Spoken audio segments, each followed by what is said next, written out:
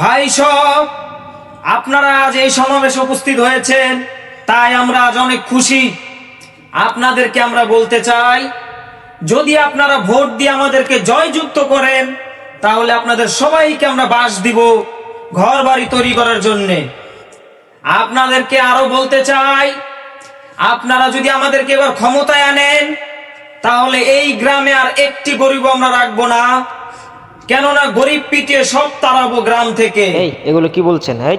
আচ্ছা আচ্ছা, ঠিক আছে।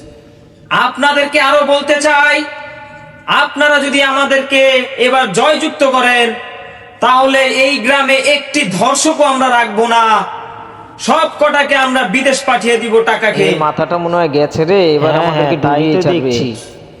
ঠিক আছে ঠিক আছে, কিছুটা তো এরকমই করবো। আবার বলে এই কথা। আচ্ছা আচ্ছা, ঠিক আছে। আর এখানে মেয়েদেরকে আমরা বলছি, তোমরা সবাই আমার বউ মর্জিনাকে চিনো, তাকে আমরা কাজে লাগাবো তোমাদেরকে স্বাবলম্বী করার জন্যে। আপনারা সবাই গরু, আপনারা সবাই ছাগল লালন পালন করে স্বাবলম্বী হবে, তাই আপনাদেরকে গরু ছাগল দেওয়া হবে টাকার বিনিময়ে। এই একে বক্তব্য দিতে কে উঠিয়েছে স্টেজে? এই একে ধরে নামাও। নিব না, টাকা ছাড়া কি কাজ হয় নাকি? আপনাদেরকে আরো বলতে চাই, আমি যদি এই দেশের ক্ষমতায় যেতে পারি, এই দেশের কোনো পুরনো স্কুল পুরনো হাসপাতাল কিচ্ছু রাখবো না, সব কটাকে ভেঙে আমরা নতুন করে বার বানিয়ে দেব মদের।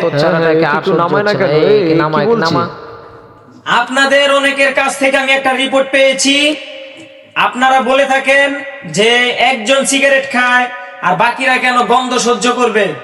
আপনাদেরকে বলে দিতে চাই, এবার আমি ক্ষমতায় গেলে এই দেশে সিগারেট খাওয়া পুরোপুরি বন্ধ করে দিয়ে গাঁজা খাওয়ার নিয়ম চালু করে দিব। এই যত খুলছে একটা অশিক্ষিত মূর্খ গান্ডুর জন্য আজকে আমরা সবাই মালা পালা যাচ্ছি। এই আমরা সব সময় ঝাড়ু মারছে।